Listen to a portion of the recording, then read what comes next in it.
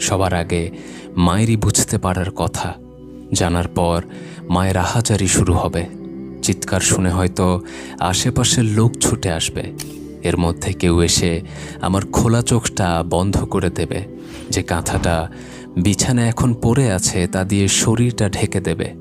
খুব বেশি সময় রুমে আমার লাশ রাখার কথা না। পাশের মসজিদ থেকে দ্রুতই খাটিয়ে এনে বাসার গ্যারেজের কাছে আমার লাশটা রাখা হবে। বড় গেটটা খুলে ফেলা হবে।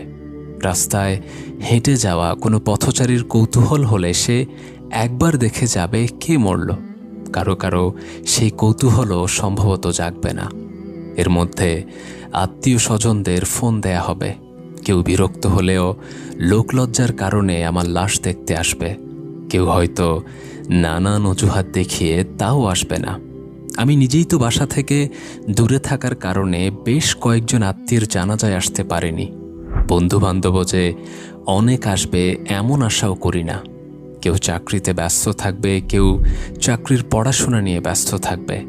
আবার ব্যস্ত না থাকলেও যে আসতো তাও না। আমি খুব বেশি মানুষের পছন্দের তালিকায় নেই বলেই আমার ধারণা।